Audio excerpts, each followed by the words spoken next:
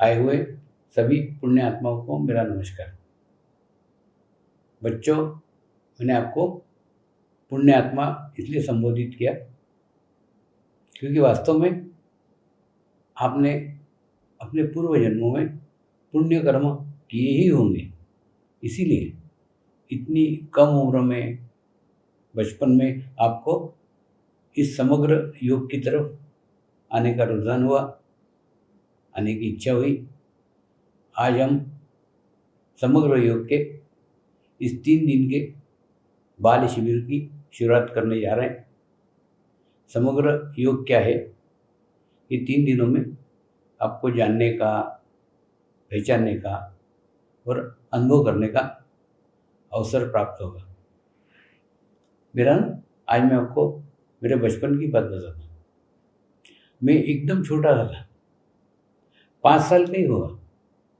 तब पता नहीं क्यों मुझे बार बार ऐसा लगता था कि मेरा जन्म सामान्य मनुष्य जैसा नहीं हुआ है, किसी जीवन के बड़े उद्देश्य को लेकर, प्रमुख उद्देश्य को लेकर मैं जन्मा हूँ। लेकिन वो उद्देश्य क्या था वो पता नहीं था, लेकिन थोड़ा सा इतना अंदाजा आ रहा था कि सामान्य मनुष्य जैसा जीवन नहीं है, कोई बड़ा उद्देश्य लेकर के जन्मा हूँ और वो उद्देश्य को पूर्ण करना ही मेरे जीवन का लक्ष्य है। ये होने के कारण और सदैव एक अंदर भाव, एक अंदर नाद, एक अंदर शब्द बोलो गूंजते रहते थे कि मैं एक पवित्र आत्मा हूँ, मैं एक शुद्ध आत्मा हूँ। ये सतत गूंजने के कारण मेरे पे शरीर भाव कभी हावी नहीं हो पाया और सदैव आत्मभाव में ही जीवन को जिया है। मेरे बचपन में जो प्रश्न थे, जिन प्रश्नों के कारण मैं इस मार्ग में आया, और वही प्रश्न आपको भी लगते होंगे और आपको भी लगेगा कि जो मेरे प्रश्न थे वही प्रश्न आपके भी हैं। आपके मन में वो प्रश्न आते होंगे जो 65 साल पहले मेरे भी मन में आते थे, लेकिन उसका समाधान मुझे तब नहीं हुआ, लेकिन आज भी इन प्रश्नों का समाधान आपको भी नहीं हो रहा होगा। लेकिन आज मैं उन प्रश्नों को भी बताऊंगा जो जीवन में मुझे बचपन में आए, और उन बचपन में आए प्रश्नों के कारण मैं इस मार्ग में आया और मुझे इस मार्ग में ही उन प्रश्नों के उत्तर मिले। तो मैं आपको आश्वासन देना चाहता हूँ कि आप अगर इस मार्ग में आएंगे तो ये जो मेरे प्रश्न हैं, इन्हीं प्रश्नों के उत्तर आपको भी इस मार्ग पे अवश्य प्राप्त होंगे। अब सामान्यतः सब लोगों का एक ही कहना रहता है ना कि ध्यान बुढ़ापे में करना चाहिए। वास्तव में वो गलत है। मैं कई जगह जाता हूँ, लोग बोलते नहीं नहीं ध्यान तो बुढ़ापे में करना चाहिए, ऐसा नहीं है। अब बताओ ना, जिनको 30 मिनट स्थिरता से एक जगह एक स्थान पे बैठने में ही तकलीफ हो रही है, तो वो क्या ध्यान करेंगे? ध्यान करने के लिए एक अच्छी बैठक, सतत एक स्थान पे बैठना आना चाहिए। जब शरीर ही साथ नहीं दे रहा है तो ये कार्य नहीं हो सकता। एक बार मैं पक्षी तीर्थम करके जगह गया था साउथ के अंदर, तो वहाँ देखा एक बूढ़ा बूढ़ी दोनों जने कार में बैठे रहे। बोले नहीं हमारी उम्र हो गई, अब हम पहाड़ नहीं चढ़ सकते, हम वहाँ नहीं जा सकते, और बाकी सब लोग उस पहाड़ के ऊपर चढ़ गए। तो उस दिन मेरे मन में भी आया था कि वास्तव में तीर्थ यात्रा बुढ़ापे में नहीं है, तीर्थ यात्रा जवानी में करना चाहिए, जब तुम्हारा शरीर सबल हो, तुम्हारा शरीर तुम्हारा साथ दे रहा हो, तुम कहीं जा सकते हो, कहीं आ सकते हो। अन्यथा सोचो ना, वहाँ तक जा कर के भी वो केवल अपने उम्र के कारण ऊपर नहीं चढ़ पाए। तो कितनी गलत धारणा है कि बुढ़ापे में यात्रा करनी चाहिए। नहीं, जवानी में करना चाहिए। ठीक उसी प्रकार से कहते हैं ना, ध्यान बुढ़ापे में नहीं, ध्यान जवानी में नहीं, बचपन में करना चाहिए। मेरा तो ये अनुभव है कि बचपन में करेंगे ना तो प्रगति कर सकते, तो प्रोग्रेस कर सकते। और दूसरा, या ध्यान जितना आसान लग रहा है ना, ये योग मार्ग इतना आसान नहीं है। इसको समय देने की आवश्यकता है और सतत कई सालों तक करने की आवश्यकता है। सतत जब 12 साल तक हम करते हैं ना, तब जाकर के हम उसके कुछ स्थानों तक पहुंच सकते हैं, कुछ जगह पहुंच सकते हैं। इतना लंबा जर्नी, इतना लंबा फासला हमको करना पड़ता है। तो कहने के लिए उसके लिए उम्र चाहिए ना। तो अगर हम बचपन से इस मार्ग में आते हैं तो निश्चित इस मार्ग में प्रगति कर सकते हैं, प्रोग्रेस कर सकते हैं। और मेरे बचपन के प्रश्न क्या थे, क्या है, अभी ना सामान्यतः एक सभी लोग बोलते हैं कि बच्चों का अध्यात्म में रुचि नहीं है, बच्चों का अध्यात्म में इंटरेस्ट नहीं है। जबकि मैं महसूस करता हूँ ऐसा नहीं है। अभी की जो पीढ़ी है ना, वो पीढ़ी थ्योरी के साथ साथ प्रैक्टिकल भी करती है। और प्रैक्टिकल करती है नहीं, जैसे हम बोले कि भगवान है, तो भगवान है एकदम नहीं मानेगी। उसका कोई अनुभव, उसकी कोई अनुभूति, जब तक प्रैक्टिकल में उनको अनुभव नहीं होगा तब तक वो उसको मान्यता नहीं देंगे। तो आज की पीढ़ी अनुभूति पे आधारित है, प्रैक्टिकल करती है। और मेरा भी यही था, इसी कारण मैं इस मार्ग में आया। जैसे हमारे घर पे एक बहुत बड़े संत आते थे, बहुत बड़े महात्मा आते थे, और मेरी नानी कहती थी कि वो परमेश्वर के माइक है। परमेश्वर के माइक यानी परमात्मा उनके मुख से, उनके माध्यम से बोलता है। और वो बार बार बीमार पड़ते थे, बार बार अस्पताल में भर्ती होते थे। और एक बार जब अस्पताल में नानी मुझे लेकर चली, नानी बोली चलो उनको डब्बा दे के आने का है। तो मैंने डब्बा बाजू में किया। मैंने नानी को कहा, नानी तू कहती है ये परमेश्वर के माइक है, ये परमात्मा के माइक है, तो परमात्मा अपने माइक को भी ठीक नहीं रखता। नानी, या तो परमेश्वर ही नहीं है या तो ये परमेश्वर के माइक नहीं है, दोनों में से कौन सी चीज़ सही है? लेकिन नानी बोली, उसके ऊपर उसका कोई उत्तर नहीं था। नानी बोली बच्चों ने ऐसे प्रश्न नहीं पूछना चाहिए। उसके बाद में देखा, हरिद्वार में 16 लोग नाव से भगवान का दर्शन करने जा रहे थे और नाव की नाव डूब गई और सबके सब लोग मर गए। नानी को मैंने प्रश्न किया, नानी रोड के ऊपर एक्सीडेंट होते हैं, वो बात तो ठीक है, लेकिन जो भगवान का दर्शन करने जा रहे हैं भगवान उनको भी नहीं बचाता। नानी तेरी कोरी कल्पना है कि भगवान है, भगवान है, भगवान ऐसा कुछ नहीं है। अगर होता तो उनको तो बचाता जो उसका दर्शन करने जा रहे हैं। यही प्रश्न आपके भी मन में आता होगा। आपने देखा होगा ना, कई बार तीर्थ यात्री, अभी हुआ कुछ तीर्थयात्री बस से जा रहे थे और दुर्घटना हो गई और मर गए।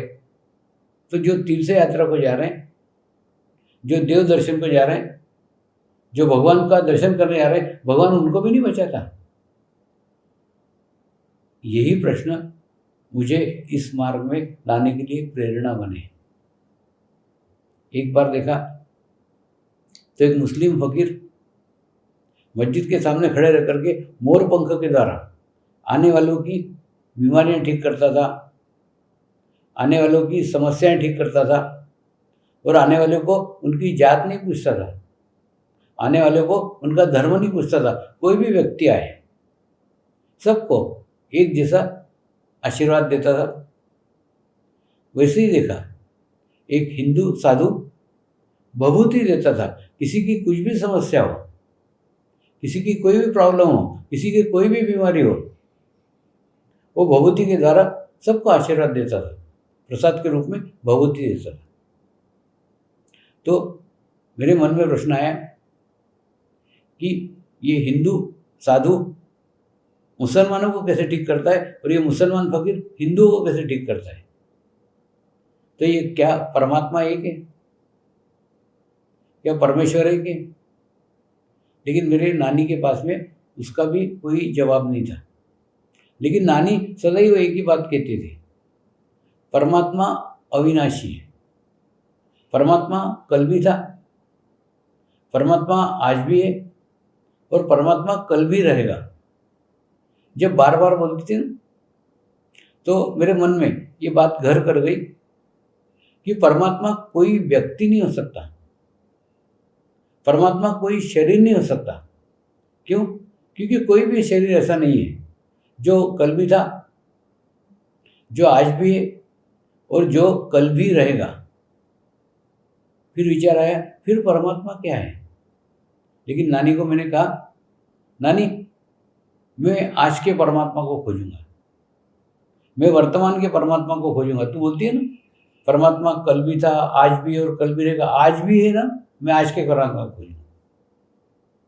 नानी बोलती थी, हाँ तू खोज सकता है, क्योंकि तू, तेरी उम्र छोटी है, तेरे पास उम्र का खजाना है। मैं बुढ़ी हो गई हूँ, मेरे पास उम्र नहीं है।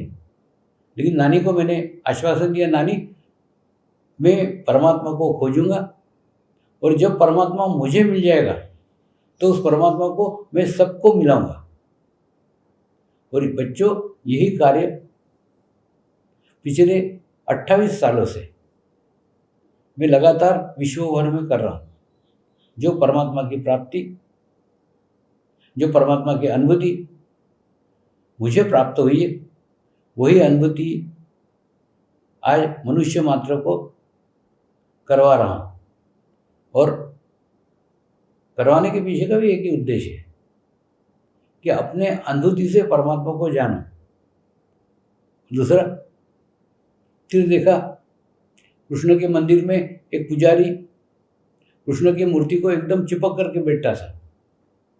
मुझे लगा शायद ये पुजारी को परमात्मा की ज़्यादा जानकारी होगी, परमात्मा को ज़्यादा जानता होगा। तो लेकिन दूसरे दिन वो भी भ्रम टूट गया। वो हमारे यहाँ सत्यनारायण की कथा करने को आया और 11 रुपये की जगह 21 रुपये दो कह करके नाना जी से झगड़ा करने लग गया। तो मैंने सोचा ये स्वयं इतना लालची है तो परमात्मा कितना लालची होगा। दूसरा, मेरे नानी का भगवान था कृष्ण, वो कृष्ण के मंदिर में आती थी। और मेरे नाना जी का भगवान था हनुमान जी, वो हनुमान जी के मंदिर में आते थे। और मैं बचपन में ही जान गया था कि पत्नी का भगवान अलग, पति का भगवान अलग, दोनों के भगवान अलग अलग होने के बावजूद भी दोनों का संसार चल रहा है। यानी भगवान एक ऐसी शक्ति है जो शक्ति को अलग अलग रूपों से जाना जा सकता है, अलग अलग रूपों से माना जा सकता है और मानने की स्वतंत्रता है। कोई भी किसी को परमात्मा मान सकता है। पत्नी एक को परमात्मा मान सकती है, पति एक को परमात्मा मान सकता है। और उसके बाद में फिर ऐसा लगा कि चलो परमात्मा परमात्मा सब लोग करते, हम उससे खोजा जाए, उसे ढूंढा जाए। तो ढूंढने के लिए फिर जिसने जो जो मार्ग बताए, किसी ने बोला गायत्री का जाप करो, 24,000 जाप करो गायत्री का, भगवान की प्राप्ति हो जाएगी। 24,000 जाप किया, भगवान की प्राप्ति नहीं हुई। उसके बाद में किसी ने बोला हवन करो, हवन करने से भगवान की प्राप्ति हो जाती है, हवन किया। किसी ने बोला पोथी पढ़ो, पोथी किया। किसी ने बोला जाप करो, जाप किया। माने जिसने जो जो कहा, कोई मार्ग, कोई रास्ता मैंने नहीं छोड़ा। और उसके बावजूद भी कहीं पे भी परमेश्वर की प्राप्ति नहीं हुई।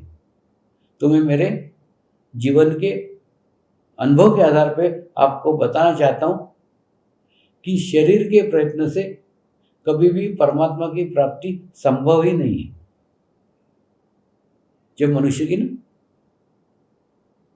प्रयत्न समाप्त हो जाते हैं तो मनुष्य के अंदर प्रार्थना का जन्म होता है। देखिए, मैं कर सकता हूँ, मेरे से हो सकता है, मैं कर लूँगा, ऐसे जब तक अपने को लगते रहते ना, तब तक कभी प्रार्थना का जन्म होगा ही नहीं। क्योंकि अपने अंदर का अहंकार, मैं का भाव जो मेरे अंदर भी था, जो मुझे लगता था मैं कर सकता हूँ, हवन करके परमात्मा प्राप्त कर सकता हूँ, 24,000 गायत्री का जाप करके कर सकता हूँ, ऐसा जब कर सकता हूँ लग रहा था ना, तब तक नहीं मिला।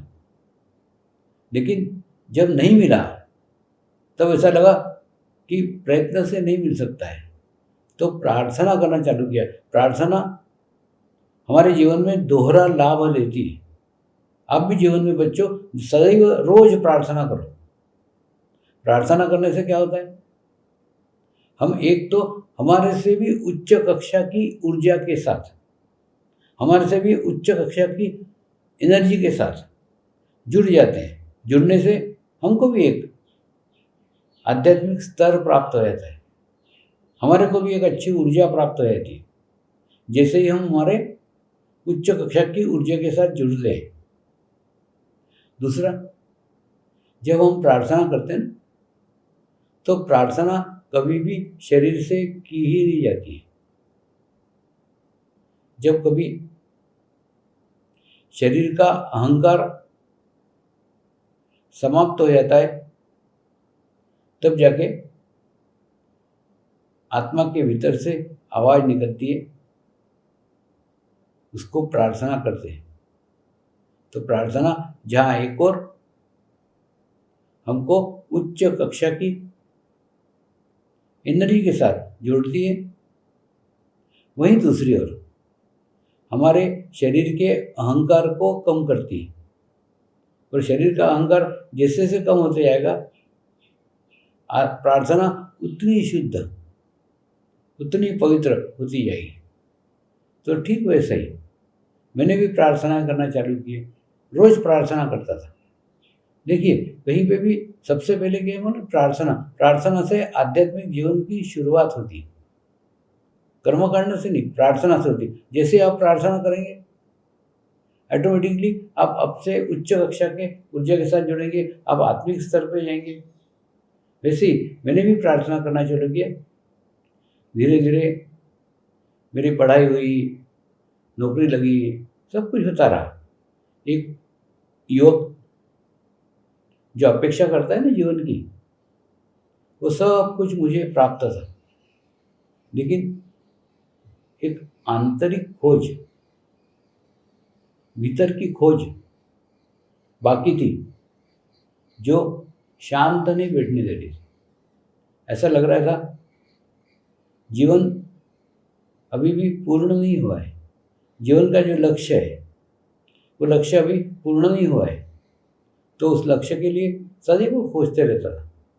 और जब भी कभी एकांत में बैठता था ना, तो मुझे पशुपतिनाथ का मंदिर दिखता था, एक खूब ऊंचे पूरे साधु बाबा जी दिखते थे, उसके बाद में एक टेकड़ी नुमा शिव मंदिर दिखता था। ऐसी बातें बार बार दिखती थी। तो ऐसे एक बार ये मेरे ऑफिस के काम से कानपुर गया हुआ था। तो कानपुर में बैंक स्ट्राइक थी। उस समय ना बच्चों मोबाइल नहीं थे, ट्रंक कॉल बुक करना पड़ता था। कोई भी फ़ोन एक शहर से दूसरे शहर करना हो तो ट्रंक कॉल बुक करना पड़ता था। तो ऐसा ट्रंक कॉल बड़े मुश्किल से दिन भर में कभी लगता था। तो एक होटल थी कंचन करके, वहाँ रुका था। तो उस होटल के मैनेजर को कहा, कभी भी मेरे ऑफिस से फ़ोन आए ना तो कहना बाहर गए, बस इतना ही बताना, बाकी मैं बाहर जा रहा हूँ और रूम खाली नहीं कर रहा हूँ, मैं वापस आऊँगा। और वहाँ से मैं गोरखपुर गया, गोरखपुर से सोनाली गया, सोनाली से भैरवा गया, भैरवा से फिर बस पकड़ करके काठमांडू गया। और काठमांडू गया दूसरे दिन पशुपतिनाथ के मंदिर में अभिषेक करने के लिए गया था। तो देखा तो वहाँ के पुजारी मेरा इंतजार ही कर रहे थे। उन्होंने पहचान लिया मुझे खूब आश्चर्य हुआ कि मैंने किसी को भी नहीं बताया था, ना ऑफिस में किसी को बताया था, ना घर पे किसी को बताया था, किसी को भी नहीं बताया था। तो इन्होंने कैसे जान लिया कि मैं आने वाला हूँ? बाद में उन्होंने कहा, एक नेपाली सज्जन 3 दिन से यहाँ पे आपका इंतजार कर रहे हैं, आपकी राह देख रहे हैं। फिर मेरा मन और रुद्राभिषेक में नहीं लगा। उसके बाद में उस सज्जन को मिला तो उन्होंने कहा, मैं शिबू नामक एक गांव से आया हूँ। हमारे गांव में पीछे की साइड एक बहुत बड़ा हिमालय का पहाड़ है, वहाँ एक गुफा है, वहाँ एक तपस्वी रहते हैं। उनका नाम क्या है वो तो किसी को नहीं मालूम। हम उनको शिव का अवतार समझते हैं, उनको शिव बाबा कहते हैं। तो जब गत बार वो प्रकट हुए थे तब उन्होंने आपको लाने के लिए मुझे भेजा है। उनकी बातों में इतना आकर्षण था, इतना खिंचाव था कि सारे विचार बंद हो गए, सोचने समझने की सारी शक्ति समाप्त हो गई। और उनके साथ मैं उनके गांव चल पड़ा। हमने बस से यात्रा की, फिर पैदल यात्रा की, ऐसे करते करते उनके गांव तक पहुंचा। दूसरे दिन सवेरे उन्होंने मुझे खूब ऊपर एक पहाड़ी के ऊपर एक पत्थर पर बिठा दिया। बोले यहीं पे बैठे रहो, यहीं पे आपको वो शिव बाबा मिलेंगे। तो सुबह से लेके शाम तक बैठा हुआ था और सूर्यास्त होने को ही था। उस समय सामने की गुफा में से एक वृद्ध सज्जन बैठ कर के बाहर निकल रहे थे। वो गुफा का मुंह इतना छोटा था कि वहाँ से खड़े खड़े निकलना ही संभव नहीं था। वो बैठ कर के बाहर निकले और जैसे जैसे वो मेरे पास में आने लग गए, मैंने एकदम उनको पहचान लिया। मैंने उनको जान लिया कि ये वही सज्जन है जो मेरे ध्यान में बार बार आते थे। मैंने जाकर उनके साष्टांग नमस्कार किया। उन्होंने उठा करके मुझे गले लगा लिया और कहा, पिछले 40 वर्षों से मैं यहाँ पे तुम्हारा इंतजार कर रहा हूँ, तुम्हारी राह देख रहा हूँ। और बड़े प्रेम के साथ, बड़े आत्मीय के साथ वो मुझे अपनी गुफा में लेके गए। और दूसरे दिन सवेरे कुछ पानी अभिमंत्रित करके मुझे मेरे ऊपर छीटा और सर के ऊपर हाथ रख दिया। जैसे ही सर के ऊपर हाथ रखा ना, बाद में क्या हुआ कुछ पता नहीं। 3 दिन क्या हुआ बिल्कुल पता नहीं। और 3 दिन में शरीर भाव समाप्त होकर के आत्मभाव निर्माण हो गया। और जैसे उठा तो देखा तो वो मेरे सामने मुस्कुरा रहे थे। वो परमात्मा नहीं थे, वो परमेश्वर नहीं थे। मेरे शरीर के 2 हाथ के 2 पैर के मनुष्य थे। दिखने को हम दोनों एक समान थे, एक जैसे थे। और दूसरा, बचपन से ये धारणा लेके चला था कि कोई भी शरीर परमात्मा हो ही नहीं सकता, क्योंकि कोई भी शरीर ऐसा नहीं है जो कल भी था, आज भी और कल भी रहेगा। इतनी धारणा होते हुए भी एक क्षण में सारी धारणाएं टूट गई, सारी मान्यता टूट गई और मैंने उनको परमात्मा मान लिया। क्यों परमात्मा मान लिया? क्योंकि उनको मिलने के बाद, उनसे अनुभूति प्राप्त होने के बाद मेरी परमात्मा की खोज खत्म हो गई और एक समाधान प्राप्त हो गया। मुझे परमात्मा मिल गया, एक समाधान प्राप्त हो गया, मुझे परमेश्वर मिल गया। दूसरा, गुरु को परमात्मा मानना हमारे रिसीविंग की, हमारे गुणग्राहकता की चरम सीमा है। तो वो चरम सीमा पे मैं पहुंच गया तो फुल रिसीविंग निर्माण हो गई और उनके अंदर के भीतर की अंतर्मुखी स्थिति भी मुझे प्राप्त हो गई, जो उन्होंने 40 साल साधना करके, ध्यान करके जो स्थिति प्राप्त की थी ना, वही स्थिति जैसे उनको परमात्मा माना वो मुझे प्राप्त हो गई।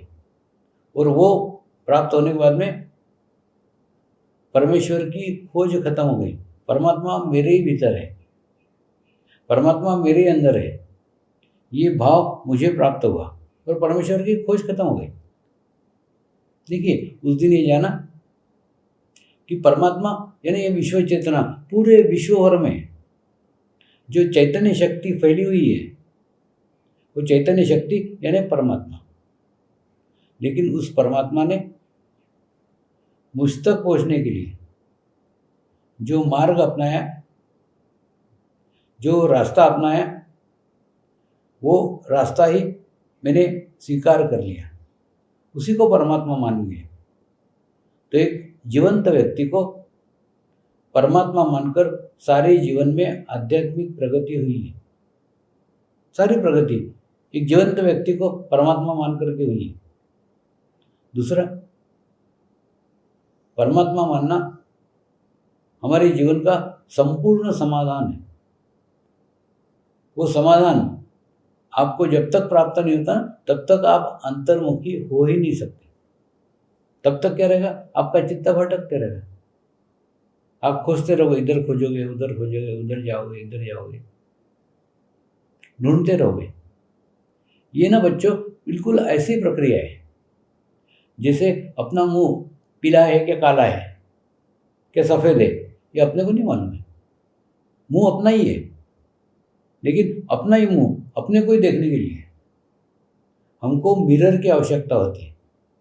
ठीक वैसा ही अब परमात्मा अपने ही अंदर है, परमेश्वर अपने ही अंदर है, लेकिन अपने अंदर का परमात्मा अपने को देखने के लिए गुरु रूपी मिरर की आवश्यकता होती है। जब अपने सामने आता है तब अपन अंतर्मुखी होते हैं। जब अपन उसको परमात्मा मानते हैं तो ऑटोमेटिकली हमारे भीतर का परमात्मा हमको अनुभव होने लग जाता है और परमेश्वर की सारी खोज समाप्त हो जाती है।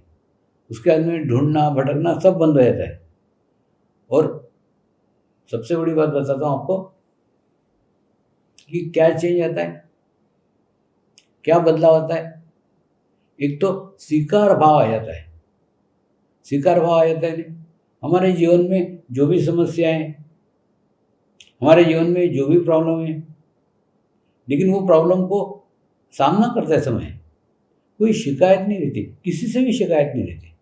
हम किसी को भी दोष नहीं देते कि उसके कारण ऐसा हुआ, इसके कारण। आप बोलते हो नहीं कभी कभी कि आपके क्लास में, आपके स्कूल में कुछ हो गया तो अरे उसने मेरा ऐसा कर दिया, उसने मेरे साथ ऐसा कर दिया। ये दोष देने की प्रवृत्ति समाप्त हो जाती। सब चीज को स्वीकार कर लेते, ठीक है, जब परमात्मा ही मेरे भीतर है, परमेश्वर ही मेरे अंदर है, और उसके बावजूद भी ऐसी परिस्थिति आई है तो स्वीकार है, कोई कंप्लेंट नहीं, कोई शिकायत नहीं। शिकायत किससे करें? शिकायत करने के लिए कोई दूसरा होना चाहिए ना, कोई दूसरा है नहीं जिसको हम शिकायत करें, जिससे हम मांगे। जो चीज है उसको स्वीकार कर लेते, क्योंकि परमात्मा ही भीतर है, परमात्मा ही अंदर है। और परमात्मा की प्राप्ति मनुष्य को अंतर्मुखी करती है, बाहर की सारी खोज बंद हो जाती है। और जब तक आपको परमेश्वर की प्राप्ति नहीं होती तब तक आपकी खोज बाहर चलती रहेगी। तो बच्चों, परमात्मा यानी वो विश्व चेतना, जो विश्व चेतना पूरे विश्व भर में फैली हुई है, लेकिन वो जिस माध्यम से बहती है हम उस माध्यम को ही परमात्मा मानना शुरू कर देते हैं। जैसे मैंने मेरे गुरु को परमात्मा मानना शुरू किया, लेकिन वास्तव में गुरु परमात्मा थे क्या? नहीं, गुरु परमात्मा नहीं थे। गुरु के भीतर से बहने वाला चैतन्य परमात्मा था, लेकिन वो चैतन्य पर एकाग्रता करने के लिए, उस चैतन्य के ऊपर पूर्ण एकाग्रता करने के लिए मुझे उनको परमात्मा मानना पड़ा। जब माना ना, तभी जाके एकाग्रता हो पाई और तभी जाके उनके भीतर की अंतर्मुखी स्थिति प्राप्त कर सका। जब तक हम गुरु को परमेश्वर नहीं मानते तब तक हमको हमारे भीतर के परमेश्वर की प्राप्ति नहीं हो सकती। ये मेरा खुद का अनुभव है। देखिए, ये अंतर्मुखी स्थिति, ये अंतर्मुखी अनुभव हमको नहीं होते ऐसा नहीं, हमको भी हमारे जीवन में होते हैं, सर्वसामान्य मनुष्य को भी होते हैं, लेकिन ये अनुभव को वो जान नहीं पाता है, ये अनुभव को वो पहचान नहीं पाता है। जैसे हम देखते कि नहीं कि हम किसी प्रसिद्ध मंदिर में, किसी प्राचीन मंदिर में 6 घंटे लंबी लाइन लगा के खड़े रहते हैं। पैर दुखते हैं, कमर दुखती है, फिर भी हम खड़े रहते हैं। और 6 घंटे के बाद में हमको उस देवता के मूर्ति के दर्शन होते हैं। और जैसे दर्शन होते हैं ठीक वैसे ही हमको बहुत अच्छा लगता है, बहुत प्रसन्नता लगती है, बहुत खुश होते हैं। और उसके बाद में पुजारी हमको हटा देता है, आगे खसको, आगे खसको, आगे खसको। फिर हम घर चले आते हैं। और उसके घर चले आने के बाद में फिर 8 दिन के बाद, 10 दिन के बाद किसी सहेली ने, किसी मित्र ने हमको फिर से कहा कि चलते हो क्या दर्शन के लिए, तो हम फिर से तैयार हो जाते हैं। खूब शांति के साथ सोचो ना कि वहाँ पे हमको 6 घंटे लंबी लाइन लगाना पड़ी, वहाँ से हमको कुछ मिनट्स में ही भगा दिया गया, आगे खसको करके। तो फिर हमारे शरीर को तो वहाँ कुछ भी नहीं मिला। शरीर को कोई कंफर्ट नहीं मिला, शरीर को कोई आराम नहीं मिला, शरीर को कोई खाने को मिठाई नहीं मिली, कुछ नहीं मिला। उसके बावजूद भी हम जाने को क्यों तैयार हुए? तो वो जो मिला है ना, वो शरीर को नहीं, वो हमारे आत्मा को मिला है। हमारे आत्मा को आत्म आनंद प्राप्त हुआ, हमारे आत्मा को आत्म समाधान प्राप्त हुआ, हमारे आत्मा को आत्म शांति प्राप्त हुई। ये आत्म शांति, आत्म समाधान, आत्म सुख, परमात्मा ये बाहर नहीं है, ये भीतर है। और जब हम भीतर जाते हैं तब हमको वो अनुभूति होती है। तो जैसे हमने उस देवता के दर्शन किए, हमको परमात्मा की प्राप्ति हुई। और जैसे परमात्मा की प्राप्ति हुई, हमको आत्म सुख का अनुभव आया, हमको आत्म शांति का अनुभव आया, हमको आत्म समाधान का अनुभव है। एक क्षण के लिए आया, उस एक क्षण के लिए हम 6-6 घंटे लंबी लाइन लगाते हैं। इसके ऊपर भी मैंने अनुसंधान किया है कि वो जो 1 मिनट में हमको प्राप्त हुआ ना, वो जो शांति प्राप्त हुई ना, वो जो समाधान प्राप्त हुआ ना, वो जो आत्म सुख प्राप्त हुआ ना, वो उस मंदिर के कारण नहीं हुआ, उस देवता के मूर्ति के कारण भी नहीं हुआ। वो सिर्फ इसीलिए हुआ कि हम अंतर्मुखी हुए, इसलिए हुआ। किसी संत ने, किसी महात्मा ने जीवन भर 40-40 साल, 50-50 साल साधना करके अपने चित्त को सतत भीतर रखा, सतत अंदर रखा, उसका अभ्यास किया। और ऐसा सालों तक जो चित्त भीतर है, सालों तक जो चित्त अंदर है, वो अंदर का चित्त जब प्राण प्रतिष्ठा करते समय उसने अपने अंतर्मुखी स्थिति को उस देवता का प्राण प्रतिष्ठा करते समय उस मूर्ति में प्रवाहित कर दिया। और प्रवाहित करने के कारण वो मूर्ति जीवंत हो गई। एक सामान्य सी मूर्ति प्राण प्रतिष्ठा करने के बाद में जीवंत हो गई। और जीवंत इतनी जीवंत हो गई कि जैसे ही हमने कुछ मिनट के लिए भी उस मूर्ति का दर्शन किया तो हम भी अंतर्मुखी हो गए। तो अंतर्मुखी काय के कारण हुए? वो सिद्ध ने, वो महात्मा ने मूर्ति के अंदर प्राण प्रतिष्ठा करते समय जो अंतर्मुखी स्थिति डाली थी, वो स्थिति को हमने 1 मिनट ग्रहण किया, 1 मिनट ग्रहण किया, जो दर्शन किया तब उस 1 मिनट में हम अंतर्मुखी हो गए। और हम अंतर्मुखी हो गए इसलिए हमको अच्छा लगा। उस देवता के मूर्ति ने एक मिरर का काम किया। हमारा चेहरा पीला है क्या सफ़ेद है, ये जैसे देखने के लिए हमको मिरर चाहिए ना, वैसे हमारे अंदर का, हमारे भीतर का परमात्मा तक हमको पहुंचने के लिए वो मिरर रूपी उस मूर्ति की आवश्यकता है। उस मूर्ति के माध्यम से हम अंतर्मुखी हो सके। लेकिन अब आप कहोगे आप ये किस आधार के ऊपर कह रहे हो? बच्चों, मैंने हिमालय में कई सिद्धों के साथ, कई मुनियों के साथ ध्यान साधना किए, और वो वहाँ कोई मंदिर नहीं है, वहाँ कोई मूर्ति नहीं है, कोई धार्मिक पुस्तक नहीं, कुछ भी नहीं है। माने उपासना के ऊपर, नाम के ऊपर जो जो करते हैं ना, ऐसा कुछ भी नहीं है। फिर भी सभी लोग परमात्मा को अपने भीतर अनुभव करते हैं, अपने अंदर अंदर अनुभव करते हैं, और उसके कारण वही अनुभव के आधार पे मैं आपको कह रहा हूँ कि आप अंतर्मुखी हुए, इसलिए आपको अच्छा लगा।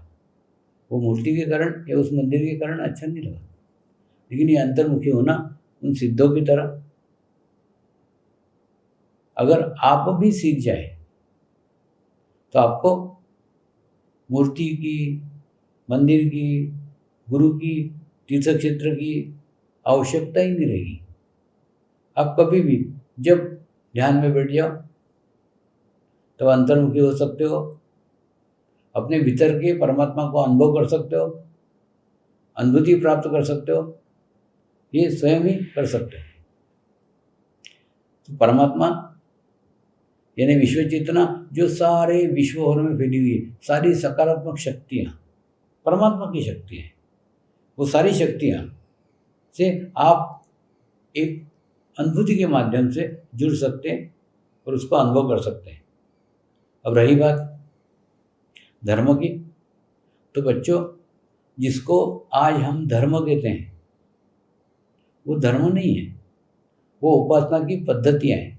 देखिए, उपासना की पद्धति को लोगों ने धर्म कहना चालू कर दिया। हो सकता है बच्चों तुम्हारी उपासना की पद्धति अलग हो सकता है मेरी उपासना की पद्धति अलग हो, माने अपने दोनों की उपासना की पद्धति अलग हो सकती है और होगी, लेकिन अपने दोनों का धर्म एक ही है ना। हम दोनों ही मनुष्य हैं, तो मनुष्य धर्म ही मुख्य धर्म है, बाकी सब उपासना की पद्धतियाँ हैं। तो उपासना की पद्धति और धर्म में अंतर करना सीखो। उपासना की पद्धति अलग अलग हो सकती है, लेकिन सभी मनुष्यों का धर्म एक ही हो सकता है। सब मनुष्यों का एक ही धर्म है, वो है मनुष्य धर्म। और रही बात उपासना पद्धति पे बात करने की, तो सदैव याद रखो, ये समझ लो ये आध्यात्मिक स्थिति है जहाँ पे पहुँच करके परमात्मा की प्राप्ति होती है। और ये जो ये जितनी उपासना पद्धतियाँ हैं, ये सब सीढ़ियाँ हैं ऐसी, 1 सीढ़ी, 2 सीढ़ी, 3 सीढ़ी, 4 सीढ़ी, तो सभी सीढ़ियाँ पहुँचती यहीं पे है। और यहाँ पे पहुँचने के बाद में सीढ़ी का कोई महत्व नहीं रह जाता कि आप कौन से सीढ़ी से आए। तो सभी सीढ़ियों में, किसी सीढ़ी में ऐसा नहीं कहा है कि आप धर्म के रास्ते पे बैठो, सब इस पे कहा है धर्म के रास्ते पे चलो, यानी चल करके पहुँचो। और यहाँ पहुँचने के बाद में सब सीढ़ियाँ समाप्त हो जाती हैं। और कोई व्यक्ति किसी धर्म विशेष पे बात कर रहा है, कोई व्यक्ति किसी उपासना पद्धति के बारे में बात कर रहा है, तो समझ लो वो व्यक्ति पहुंचा हुआ नहीं है, क्योंकि जो यहाँ पहुंच जाता है उसकी सीढ़ी तो छूट ही जाती है। और जब सीढ़ी छूट गई तो वो क्या बात करेगा, सीढ़ी की बात ही नहीं करेगा, क्योंकि पहुंच गया। उसी प्रकार से कोई भी व्यक्ति किसी भी उपासना पद्धति के बारे में विशेष में बात कर रहा है, इसका मतलब वो अभी पहुंचा नहीं, वो सीढ़ी पे बैठा हुआ है। तो जो व्यक्ति खुद ही सीढ़ी पे बैठा हुआ है, वो आपको मकान तक कैसे पहुंचाएगा। तो मकान तक पहुंचा हुआ व्यक्ति कभी भी किसी उपासना पद्धति की बात नहीं करेगा, किसी धर्म विशेष की बात नहीं करेगा। वो सदैव एक ही कहेगा, सबका मालिक एक है, परमेश्वर एक है, परमात्मा एक है। वो सदैव एक ही बात कहेगा। क्यों? क्योंकि वो पहुंच गया है। अब हिमालय में भी अनेक साधु थे, अनेक अनेक उपासना पद्धति के साधु थे, लेकिन हमारी चर्चा कभी भी उपासना पद्धति पे नहीं होती थी। तो जान नहीं पाते थे कौन किस उपासना पद्धति का, कौन की, सबकी उपासना पद्धति एक ही थी। सब लोग, सब संत, सब सिद्ध, सब मुनि अपने भीतर परमात्मा को अनुभव करते थे, और उस अनुभूति की बातें होती थी, वाइब्रेशंस की बातें होती थी, ओरा की बातें होती थी, आभामंडल की बातें होती थी, दिव्य यात्राओं की बातें होती थी, आध्यात्मिक यात्राओं की बातें होती थी। तो विषय वो थे, उपासना पद्धति गौण थी। क्यों? क्योंकि मेरे गुरु कहते थे प्रत्येक जन्म के साथ में उपासना पद्धति चेंज होती है। देखिए, अब जैसे आपकी माँ की जो बहन है, वो बहन आपकी मौसी हो गई। आप उसको मौसी मानो या मत मानो, आपकी मौसी हो ही गई। क्यों? क्योंकि आपने उस माँ के पेट से जन्म लिया है, तो उसकी बहन आपकी मौसी हो गई। बिल्कुल ठीक ऐसे ही आपने जिस घर में जन्म लिया, उस घर की उपासना पद्धति आपके साथ हो गई, लेकिन ये लेकर के आप पैदा नहीं हुए थे। तो इसीलिए हर जन्म के साथ में उपासना पद्धति बदलती है। इसलिए उपासना पद्धति को आध्यात्मिक क्षेत्र में कोई महत्व नहीं है। क्यों? क्योंकि इसके भी ऊपर की स्थिति है ना, जहाँ जाकर के उपासना पद्धति सीढ़ी है, मकान तक पहुँचने बाद में उसका कुछ नहीं रहता। तो इसलिए बच्चों याद रखो, परमात्मा यानी विश्व चेतना, धर्म यानी मनुष्य धर्म, और तीसरी बात है सद्गुरु।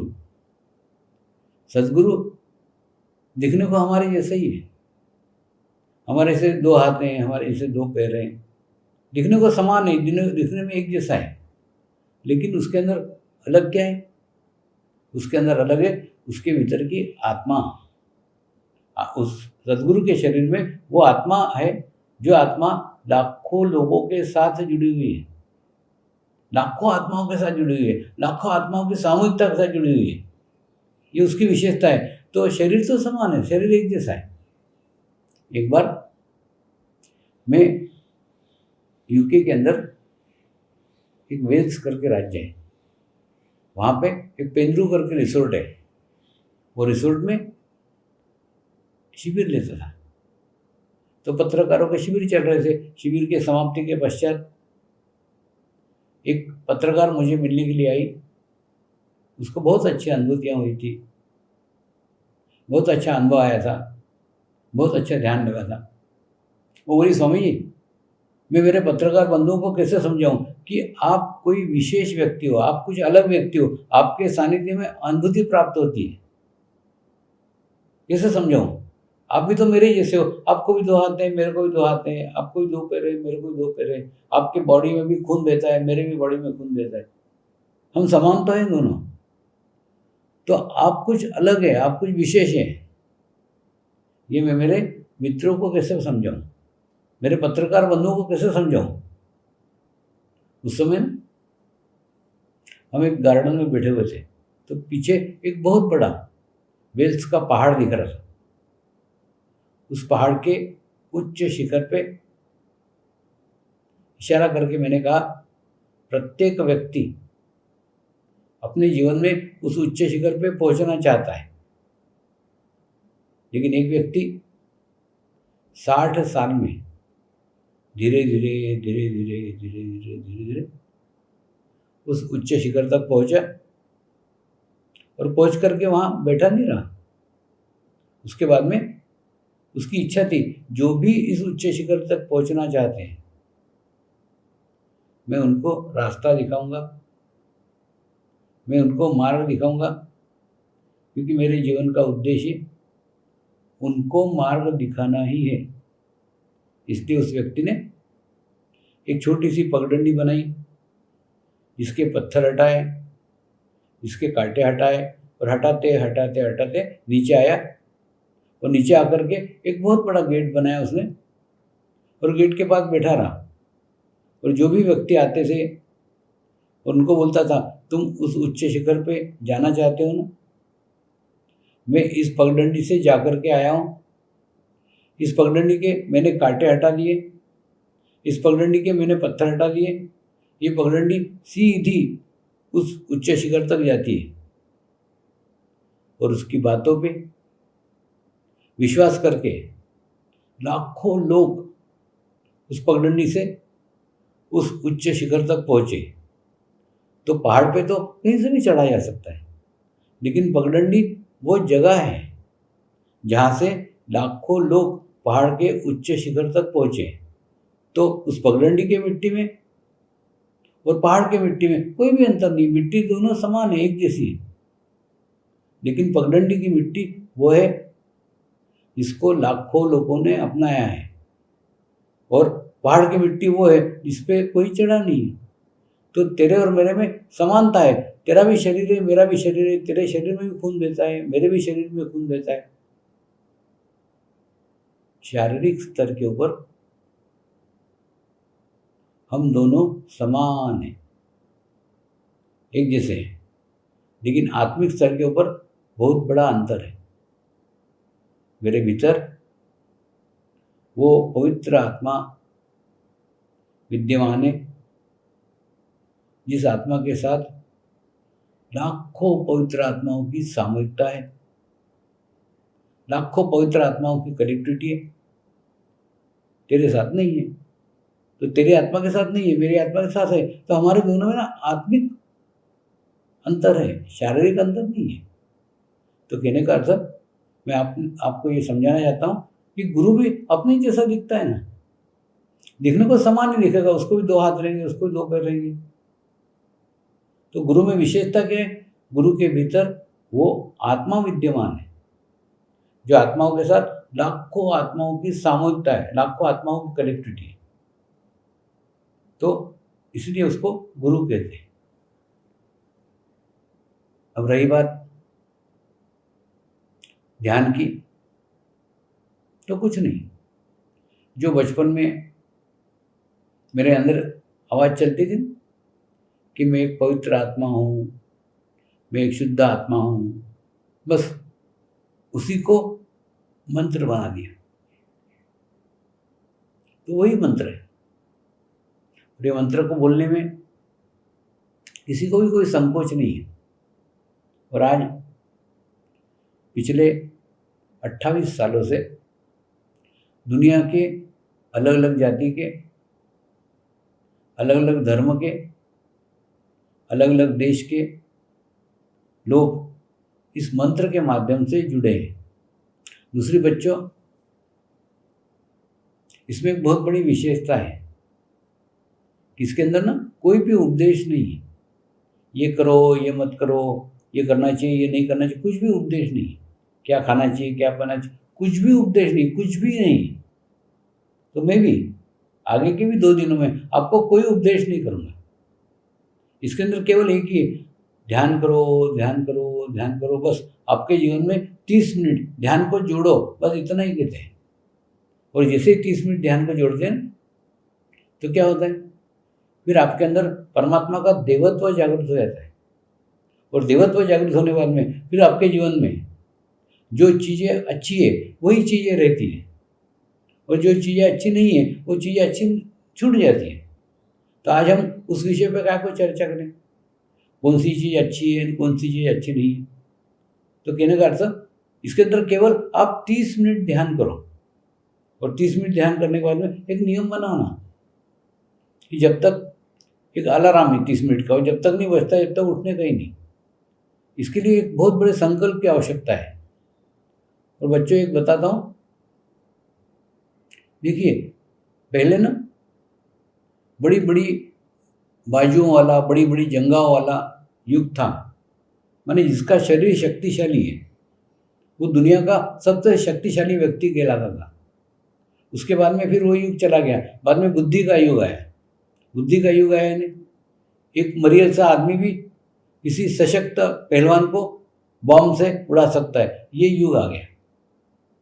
ये युग भी जा रहा है। आने वाला युग आप देखोगे, आने वाला युग चित्त शक्ति का युग होगा। जिस राष्ट्र के अंदर सशक्त चित्त वाले व्यक्ति होंगे वो राष्ट्र मजबूत होगा, सशक्त होगा। तो आइए सब मिलकर के अपने राष्ट्र को सशक्त कीजिए, अपने विश्व को सशक्त कीजिए। तो वो सब संभव है जब आपका चित्त सशक्त हो। और चित्त सशक्त करने के लिए नियमित साधना की आवश्यकता है, एक। दूसरा, नियमित पवित्र चित्तों के साथ सामूहिकता में रहने की आवश्यकता है। हम जिन लोगों के साथ रहेंगे उन लोगों के चित्त का प्रभाव हमारे ऊपर पड़ ही जाएगा। देखिए मैं आपको एक उदाहरण देता हूँ। जैसे 4 घोड़ों की गाड़ी है, हाँ, एक घोड़ा है आलसी है, दौड़ना नहीं चाहता है, फिर भी बाकी के 3 घोड़े खींच के उसको स्टेशन पहुँचा ही देते हैं ना। ठीक उसी प्रकार से आप कुछ मत करो, केवल एक नियम बनाओ ना, रोज 30 मिनट ध्यान के लिए बैठने का, और उसके बाद में 30 मिनट बाद आप आपके काम पे जाइए। तो क्या होगा, आप आपके स्कूल जाइए, आप आपके क्लास में जाइए, जहाँ जाना है जाइए, लेकिन 30 मिनट अपने जीवन में ध्यान के साथ जोड़िए। चलिए अब हम ध्यान करते हैं। कुछ नहीं, देखिए अगर आप ज़मीन के ऊपर बैठते हैं तो ज़्यादा अच्छा है। ज़मीन के ऊपर बैठेंगे तो क्या होगा, आपका जो मूलाधार चक्र है ना वो ज़मीन के साथ स्पर्श करेगा, टच करेगा। हाँ, उसके बाद में जितने लूज़, जितने ढीले कपड़े पहन सकते हो उतने पहनिए। और ये आपका जो राइट हैंड है, ये राइट हैंड को यहाँ पे तालू भाग पे रखिए ऐसा। हाँ, और ये लेफ्ट हैंड ऐसा रखिए। उसके बाद में आपकी उंगलियां सब खुली होनी चाहिए, चिपक के उंगलियां नहीं रखने का, ऐसी खुली रखने का। चित्त को एकदम शांत कीजिए, शरीर को एकदम रिलैक्स छोड़ दीजिए, एकदम रिलैक्स, जिसे आपका कोई नियंत्रण नहीं है। शरीर भाव पूर्णतः शरीर से समाप्त हो जाना चाहिए। ठीक है, उसके बाद में आपके ये तालू भाग है ना, यहाँ पे आपका राइट हैंड रखिए। रखने के बाद में एकदम हल्का सा दबाव दीजिए और दबाव देके 3 बार ऐसा क्लॉकवाइज घुमाइए जैसे मैं घुमा रहा हूँ। मनुष्य का ना स्वभाव है, हम जहाँ हाथ लगाते हैं वहाँ हमारा चित्त चला जाता है। तो बच्चों यहाँ पे अपने चित्त को स्थिर कीजिए और आंखें बंद कीजिए और एकदम धीरे धीरे, एकदम आहिस्ता आहिस्ता रिलैक्स होते हुए हाथ को नीचे ले आइए। शरीर को एकदम शिथिल छोड़ दीजिए, एकदम शिथिल छोड़ दीजिए, एकदम शिथिल छोड़ दीजिए। मेरे साथ मंत्र का उच्चारण करेंगे। मैं एक पवित्र आत्मा हूँ।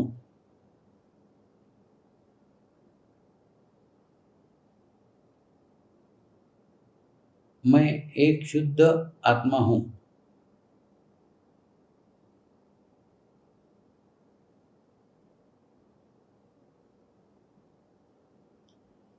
मैं एक पवित्र आत्मा हूँ।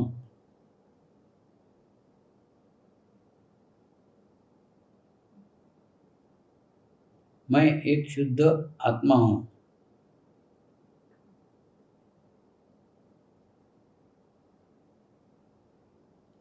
मैं एक पवित्र आत्मा हूँ।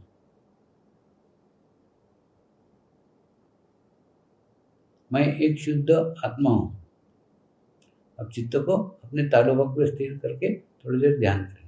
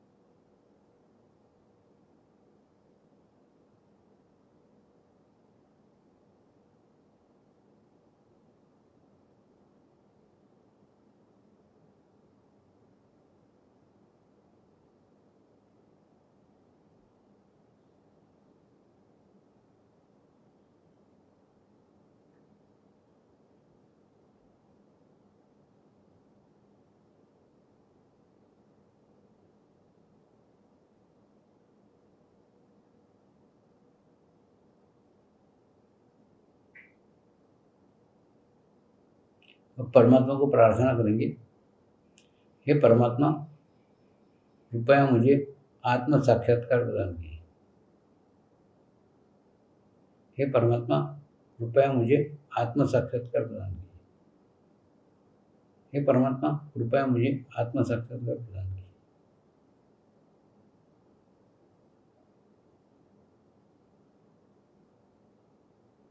आपको शरीर में क्या अनुभूति हो रही है, अनुभव।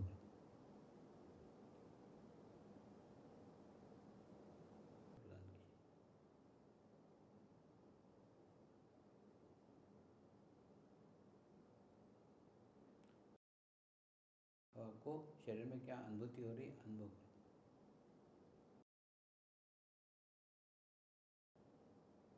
करो।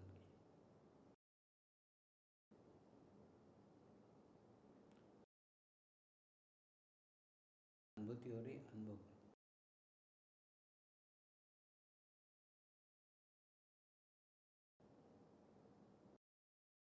करो।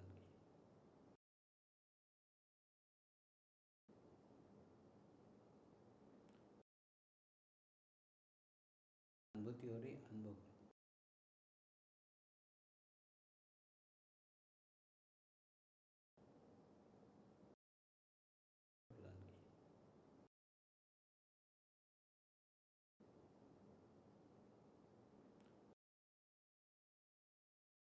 अनुभूति हो रही है, अनुभव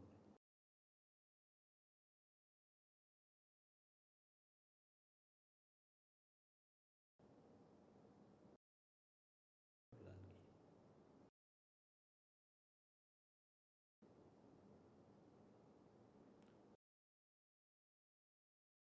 अनुभूति हो रही है, अनुभव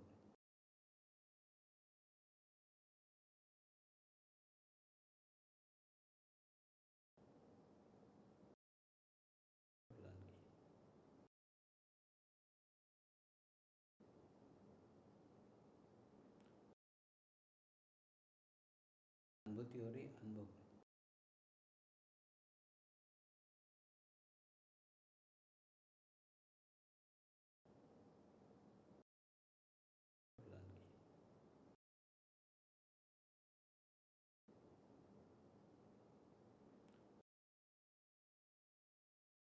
अनुभूति हो रही है, अनुभव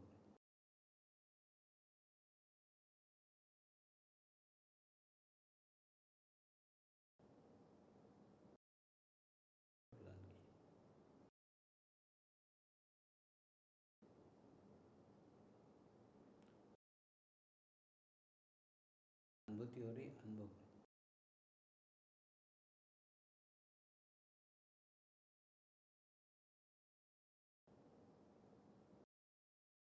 करो।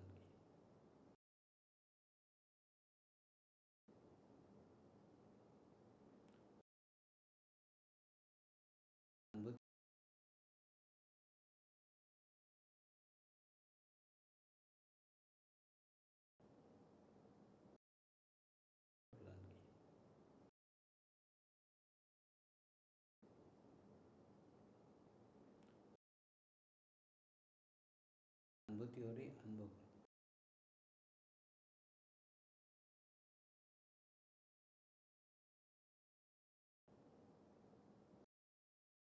करो।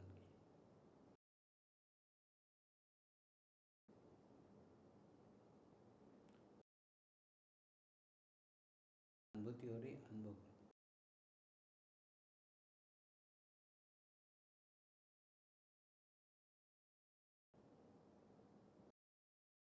करो।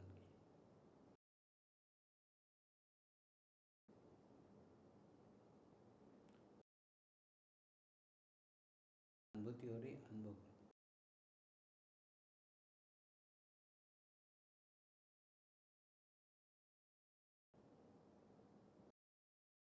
करो।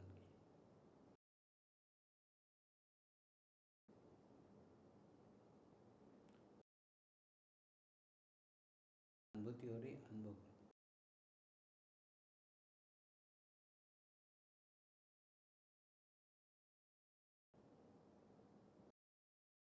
करो।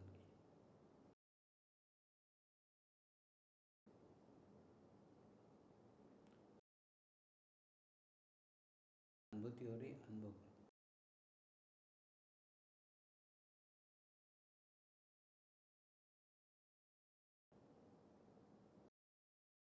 करो।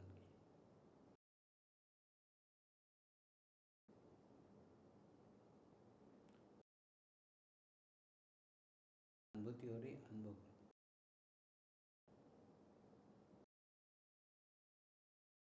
करो।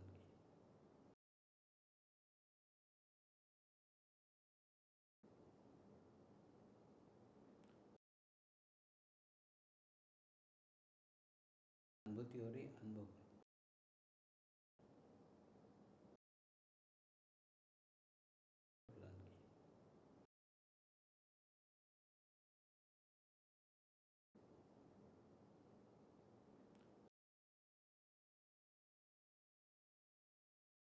अनुभूति हो रही, अनुभव करो।